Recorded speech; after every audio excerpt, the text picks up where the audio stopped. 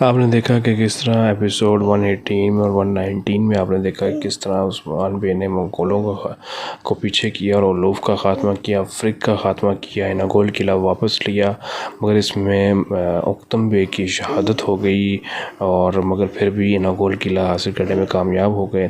دوسری طرف والدہ سلطانہ کو بھی اپنے ساتھ ملایا۔ اس کے بعد منگول جو ہے نعمان نے نئی چال چلی اور والدہ سلطانہ کو کہا کہ تم میرا ساتھ دو گی ورنہ میں تمہارے بیٹے کا سر کونیا میں لٹکا دوں گا، جس کی وجہ سے والدہ سلطانہ بھی ڈر گئی اور عثمان بے کے خلاف ہونے پہ مجبور ہو گئی۔ اور اب آپ دیکھ سکتے ہیں کہ 120 ایپیسوڈ بہت ہی خون ریز اور بہت ہی زبردست قسم کی ہونے جا رہی ہے اور سب کو اس 120 ایپیسوڈ کا انتظار ہے۔ آپ بھی کمنٹس میں بتائیے گا کہ آپ کو کتنا انتظار ہے اس ایپیسوڈ کا، اور ہمارے ساتھ رہیے گا اور چینل کو سبسکرائب کریں۔ ہم تمام اپڈیٹس آپ کے ساتھ ضرور شامل کریں گے کہ ٹریلر 2 اور ٹریلر 3 بھی اس بار آئے گا تو اس میں کیا ہوگا۔